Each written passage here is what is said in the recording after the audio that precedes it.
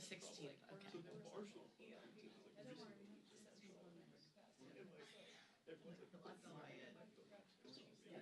I was the one partying. And then the right Agency, he's like, I don't either, but I know. So how my sister dresses up my tent.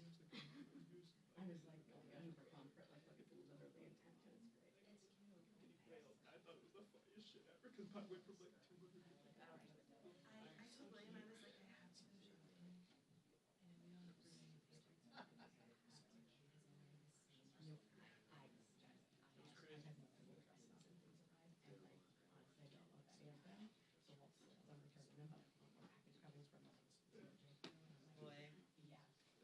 So I'm hoping she's gonna. She does. that's terrible. So I'm really hoping that hits.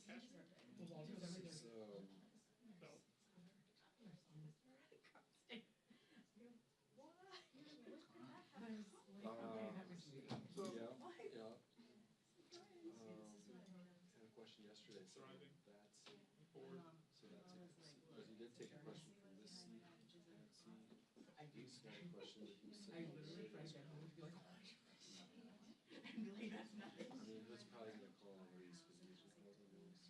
I don't know, he got pissed yesterday with my questions. I think Yeah, your question kind of sucked yesterday. my question was like, It was a follow-up to the same question.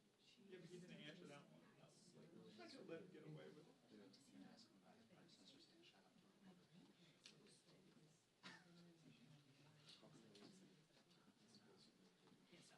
I've never come to listen to Dave's way. You never asked me a question. I've asked her one question, but by the time I was fucking here, she was. I'm just gonna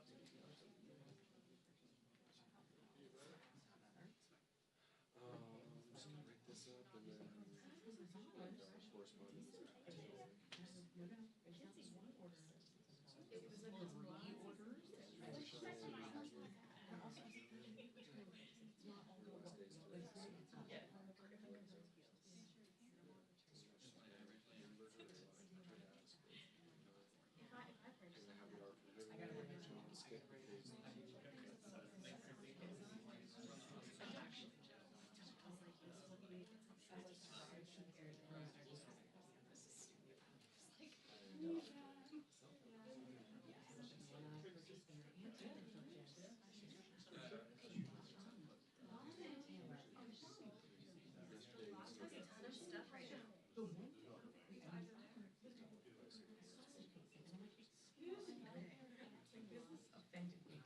He went through the visitors.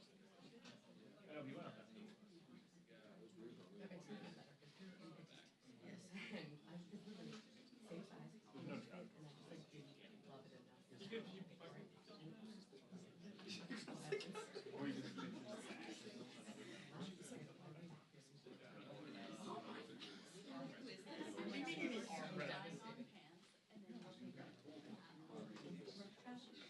And I put this wrap dress on, and it's just, okay, I want that later.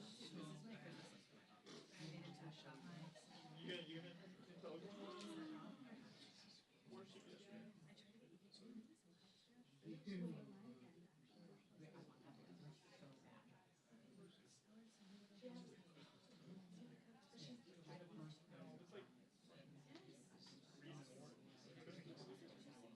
like green and orange.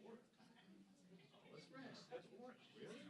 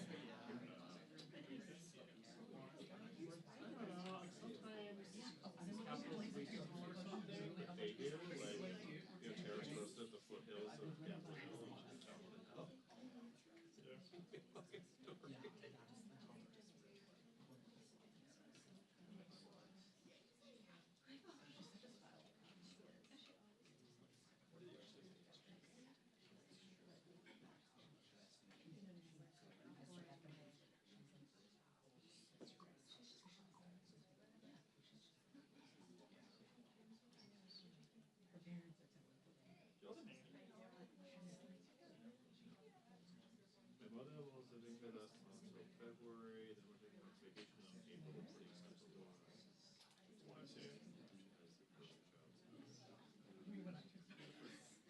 She was Which my was taking super not bad. So I'm really proud of myself for that. Really was I haven't used it. 1,500 a year. What the fuck? The other was 20.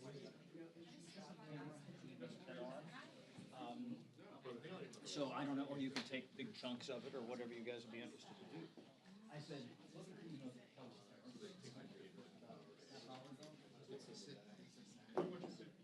Okay. Yeah, we'll do something with that. I think we'll use another story, not just like a standalone news story. NBA definitely. Okay. Can you flag it for him and I will then call him on about that? But as my friend said about him, he's awful. He doesn't stop. He's like, you hold him, he like wiggles ninjas out of your arms and runs. You gotta find his course. You need to hide.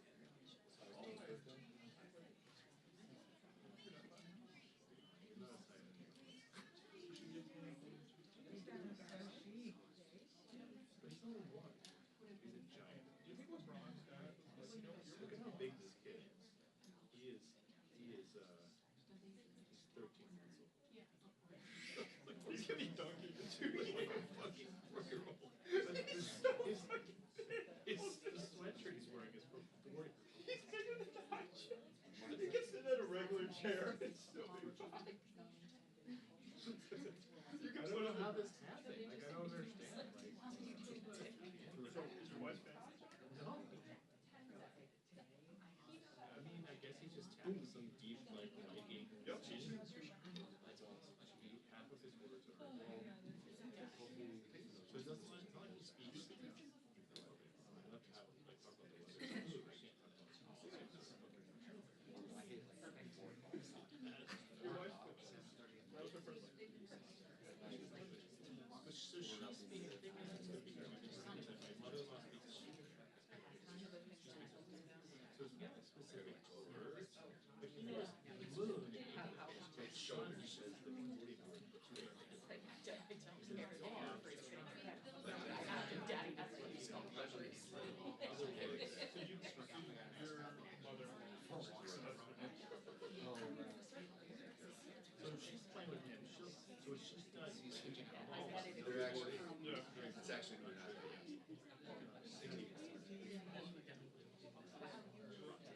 For 2 years. Yeah, we did 2 years. Last year, she says the worst. So he's going to be a smart kid. I hope so. And Incredible. He just got it. road's coming. Now he's great. He's great. Put a basketball in his hand. He has a soccer ball in his pocket. He has a basketball.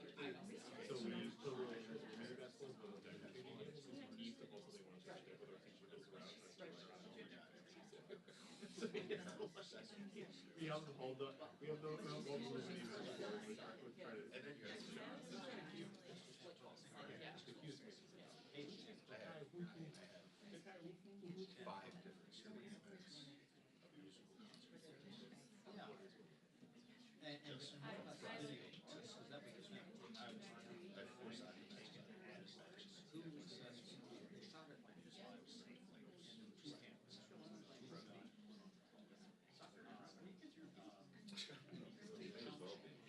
They're South American. So my middle son is a freshman in math and triathlon. They can all. And look at the. Everyone's individual.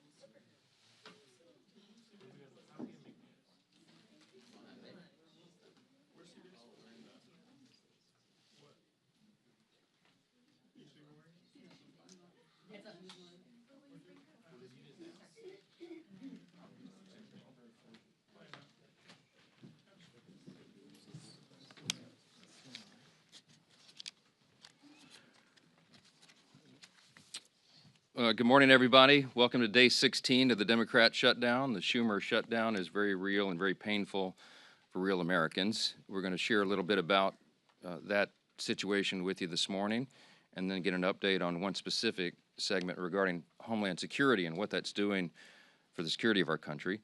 If you're keeping count, 9 times now, 9 times the Senate Democrats have voted to keep the government closed. All the House Democrats except one voted September 19th to shut it down. So this is 10 total times now that Democrats in Congress have voted to close the government. And we know what that means for real people. We know what it means for our troops and our Border Patrol agents and TSA agents and air traffic controllers and everybody who relies upon services around the country. It's very real. And so today marks yet another day of American families feeling the very real personal and economic strain of this reckless decision that our Democrat colleagues keep making. They want the United States government to remain closed, and they seem not to care about the pain that it's causing. They have offered no plan. They have offered no strategy. They have offered no common sense path forward for ending this situation. And so many of you have asked all of us, how will it end? We have no idea. It's up to the Democrats, and they have to decide it. And judging by their outrageous behavior, the Democrats appear perfectly happy to keep the political theater going while real people suffer. And that's why House Republicans made the responsible decision for our members to spend this week in their districts working for the people. They're helping their constituents. They're helping the American people navigate the mess that the Democrats have created. Staying back to work with our constituents was a decision that we made very thoughtfully, and we made collectively as a group, House Republicans. We have so much of that work to do. That's not some talking point. It's not some strategic tactic. We made that decision out of urgent necessity. So I want to highlight here just this morning, just very briefly, just a couple of examples, a small sample of some of the very important work that House Republicans are doing on the ground right now to help Americans through this difficult time. In the state of Michigan, for example, our members are sitting down with veterans, men and women who risked their lives for our country, and they're struggling now because the services they depend on, health services, for example, have come to a halt thanks to the Schumer shutdown. So in Michigan, our Republicans from the House are there working through those situations. In Texas, many of our Republican colleagues have met with some of our brave Border Patrol agents down on that southern border who are still reporting for duty without a paycheck. In Montana, Congressman Ryan Zinke helped park rangers who are keeping the parks open as best they can for families and travelers, even as they themselves go without a paycheck. Across the Midwest, we have members who are meeting with local and regional airports to hear firsthand how furloughs and blocked paychecks there are hurting the people who keep our skies safe. Really important stuff. In rural communities around the country, Republicans are working hand in hand with their local hospitals to make sure that the $50 billion rural hospital fund that Republicans got signed into law in July 4th is accessed. It reaches the people who need it. And they're doing that work while the Democrats are demanding to kill that essential fund that is in their counterproposal for the CR, one of the many outrageous things they've claimed they want to do. And everywhere across America right now, we're helping small business owners and farmers and ranchers and service coordinators navigate frozen loans and delayed emergency funds and growing uncertainty about how to keep serving their communities. So all across the country, Republicans are dealing with the very real and painful consequences facing real Americans. Now, that's happening on the Republican side. And what's happening on the Democrat side? You can see it for yourself.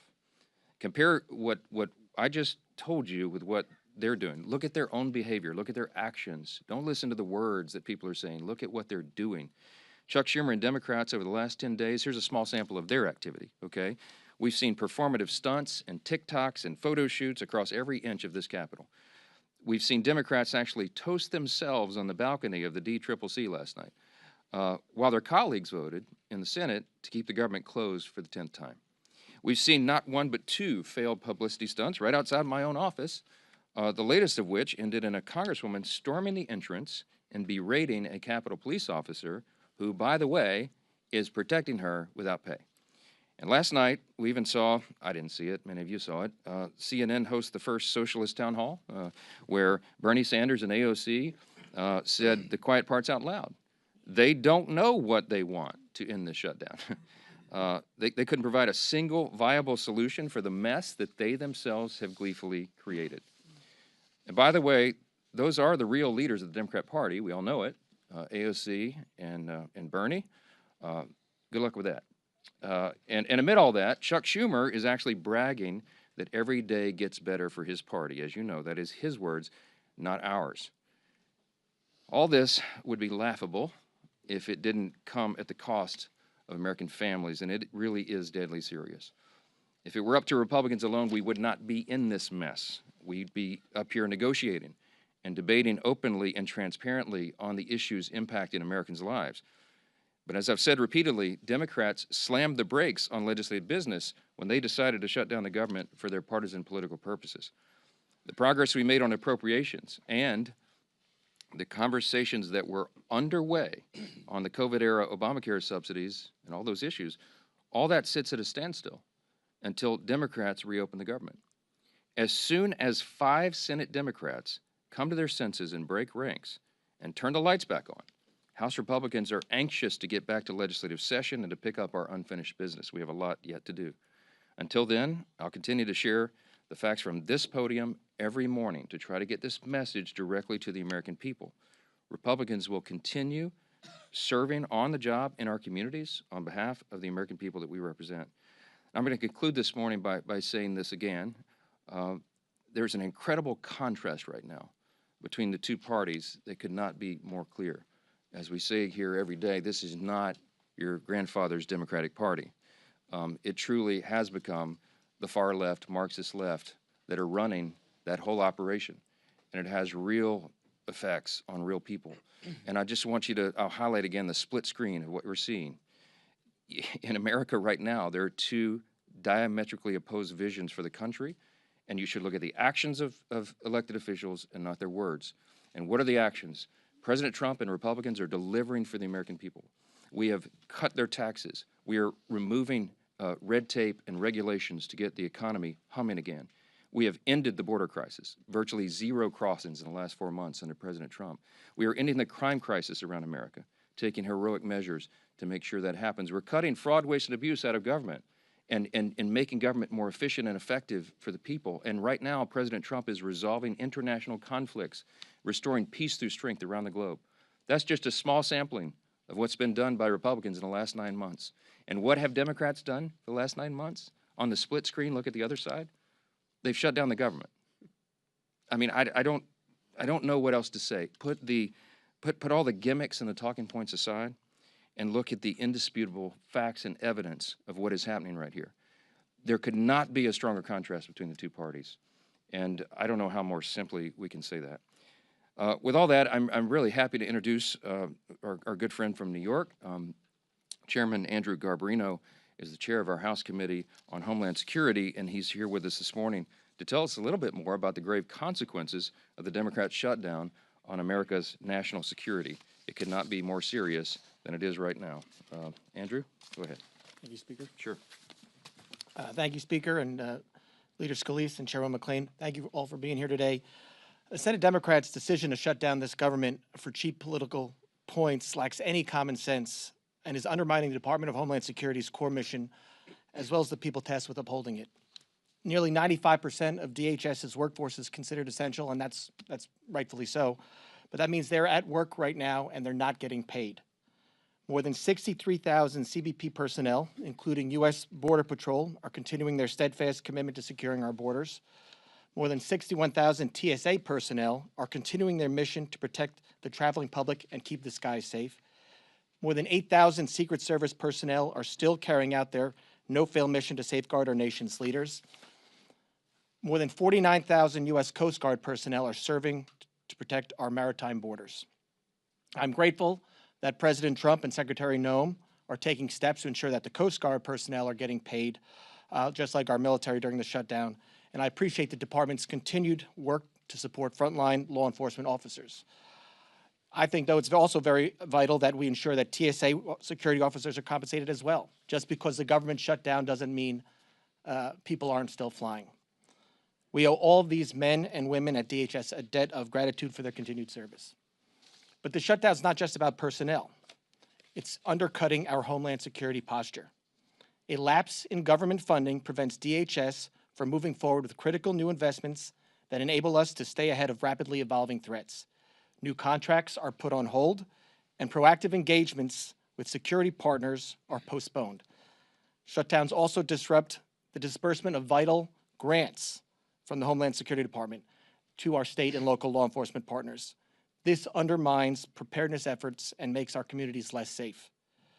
Voting against the CR also, the Democrats have allowed crucial DHS authorities to expire.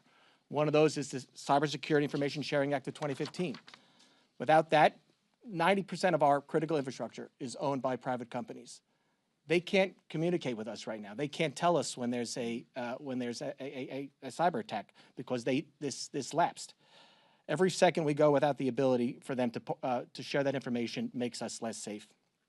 They've also the counter drone authority has also lapsed. That was in the CR. Without this in place, agencies may not be able to swiftly take down malicious drones before they threaten U.S. airspace. There are dozens more. In short, this shutdown is making our country less safe. And I implore Senate Democrats to do the right thing and reopen the government now. With that, I would like to bring up Leader Scalise. Thank you. Well, you just heard a very stark, grim reality from Chairman Garbarino of what Chuck Schumer's shutdown is doing to our nation's ability to protect the homeland. The Department of Homeland Security is one of the most critical in terms of our ability to keep Americans safe here at home. And they're doing incredible work. And, you know, fortunately, like Chairman Garbarino said, 95% of the employees are deemed essential, but they're on the job not getting paid. But beyond that, he also pointed out grants are not going out. The sharing of information on things like cybersecurity is not happening. These are real devastating consequences of Chuck Schumer's shutdown. And nobody on the Democrat side can still articulate the reason why they're doing it beyond the obvious. And the obvious reason is Chuck Schumer being scared for his political future. Scared from who? From AOC. And last night, as the speaker mentioned, we saw two of the Democrat Party leaders, Bernie Sanders and AOC, at a forum, town hall, whatever you want to call it, on CNN. And they were laughing, they were guffawing like it's some kind of game. In fact, when AOC was pressed to say, what is it that y'all are shutting the government down over? She couldn't even give an articulate answer. This is what she said, quote, "I think we need to see ink on paper. I think we need to see legislation. And I think we need to see these things passed on the floor of the House and Senate and signed by the president." Can anybody tell me what she's talking about? I mean, they filed an alternative bill that everybody knows is not serious, $1.5 trillion in new spending to do, among other things, to gut the Rural Hospital Fund, the $50 billion that we put in place, the largest investment in rural hospitals in our country's history. They want to gut that to give free health care to illegals. That's not going to happen, and that's not a serious proposal. But in fact, when you get back to the heart of the question, and that is Chuck Schumer fighting for his political life in New York, they did ask AOC that question. You know, are you going to primary Chuck Schumer? And she laughed, and Bernie tried to bail her out of the question, but ultimately she wouldn't give a direct response to that, because that's really what this shutdown is about.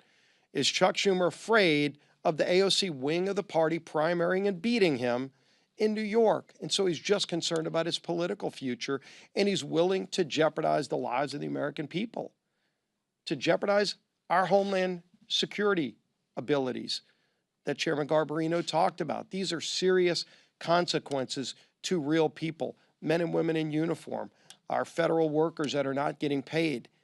All for what? For the gibberish you heard last night? They cannot articulate even what they want. We presented a clean CR that Chuck Schumer himself voted for in March. very straightforward bill to fund the government and open it up just to give us more time to negotiate our differences, very big differences that we have on policy, but we can't even get to those policy negotiations while Chuck Schumer is shutting down the government. So Senator Thune's doing a great job of trying to find a way to keep bringing the bills back up until one day just 5 more senators on the Democrat side come to their senses and say they're willing to get the government back open so we can resume those negotiations. And we stand ready. We've done our job in the House, and we're ready to get back to work. There's a lot of work stacking up, but while Chuck Schumer keeps the government shut down, it's hurting millions of real families across America. With that, turn it over to our conference chair, Lisa McClain. Thank you, Leader, and thank you, Rep. Garbarino, for being here and the work that you're doing on the Homeland Security. Here we are. Democrats have shut down your government now for 16 days. So I think we all want to know, what have the Democrats done with all this time on their hands, right? Well, let's see. They've posed for glossy photos outside the Capitol. They've screamed at Capitol police officers who, by the way, they are refusing to pay, right? They've jumped on TV to what looks like an audition to be the next radical in charge after Chuck Schumer. And now they're gearing up for their I Hate America rally this weekend. A rally where they'll cheer for chaos instead of country. So take note of what goes on at that rally. Take note of how they put Americans first, really. Now, let's contrast that with Republicans who are doing what we always do, and that is actually working for the American people. And let me give you some examples, and I know our speaker talked about this, but I think this bears repeating again. Pat Fallon, who was in Texas hosting a town hall. Congressman LaLota connected with more than 8,000 of his constituents in New York doing a teletown hall. Congressman Collins held mobile office hours in Georgia. Congressman Walberg in my home state of Michigan brought veterans together in Michigan to tackle problems right now with the VA. Congressman Zinke actually rolled up his sleeves, I mean literally rolled up his sleeves in Montana to help Yellowstone National Park to clean it up. That's the difference. One side delivers solutions and the other are showboats. Republicans passed a clean CR to keep the government open. No gimmicks, no tricks. We actually want to govern. We did our job. And then we got back to work for the people who actually sent us here. Democrats, they saw a shutdown as leverage, as a chance to push for more wasteful spending. And don't take my word for it. Look at what they want to do, $1.5 trillion. You should never use a shutdown as leverage for more wasteful spending. But that's exactly what the Democrats are doing. Well, I have news for them. It's not going to work. Republicans are united behind the work that we've done for the American people. We will not hand out government benefits to illegals on your dime. We will not repeal provisions that cut waste, fraud, and abuse. And we will not cave to Democrats' $1.5 trillion in spending. So it's time for the Democrats to wrap up the photo shoots, stop actually attacking law enforcement, and end the who's more radical contest. Let's pass our clean bill and get back to work for the American people who sent us here. Thank you. All right, time for questions. Chad, go ahead. Mr. Speaker, good Good morning. morning. I know what Republicans have said, saying the shutdown is because Schumer is afraid of Ocasio-Cortez. There have been questions to Ocasio-Cortez, Schumer, saying, is this because you're afraid? Are you going to challenge in a primary? They deny that. I understand the tension here about the shutdown. But just because you're saying that that's the case does not necessarily make that true. When they deny that, why should we continue to say, okay, it's because of They're worried about their left flank, or Schumer's worried about Ocasio-Cortez challenging him in a primary. Well, look, I'll be intellectually consistent, tell you don't listen to what politicians say, look at the actual evidence. I can put on my evidence here. First, Exhibit A is what AOC actually said last night. She did not disclaim that she was running against Schumer, and there's a lot to talk about that. You don't have to take my word for it. Most of you have written about that. But then also look at the evidence. Exhibit B would be what happened in March. And when we began all this, and I think at the first or second day of the shutdown, I brought you a magazine cover that I had on a big stack on my desk, the Washington Examiner, and it was a cartoon depiction of Chuck Schumer leaving the Senate with a box with all his belongings as if he'd been fired, and he had this shameful look on his face. And all the House Democrats were drawn behind him, screaming at him, holding up signs saying he was a traitor, et cetera.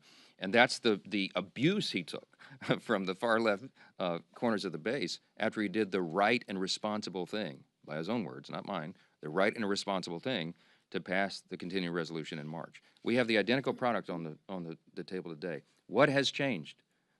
Don't take our word for it. Just go look. The only explanation for this is that Chuck Schumer does not want to face the heat and the scrutiny and the abuse that he took in March for doing the right, responsible thing by the far left voices in his party. When Bernie and AOC get the full stage for a CNN, the first socialist town hall, I hope they're proud of themselves. They are the voices of the party. I mean, they are. Look, Mamdani is on path, shockingly, sadly, frighteningly, to become the elected mayor of the largest city in America, the once cradle of capitalism. There is a Marxist rise within the Democratic Party, and the old guard, and I'm saying old guard, Chuck Schumer's been here for 44 years, okay? He is not the flavor of the month. And he knows that he's going to get a challenge. If it's not AOC, it'll be another disciple of Mamdani or somebody like that. They all know that. Ask Hakeem Jeffries why he has not openly endorsed Mamdani for the mayor of New York. He's in a real bind because Hakeem Jeffries, while he's a far left progressive politician, he's not a communist. But you have to aspire, you have to say, you have to stand for the farthest left ideas, socialism, communism, Marxism right now, to be in favor in the Democratic Party. This is not your grandfather's Democratic Party. They wouldn't recognize it.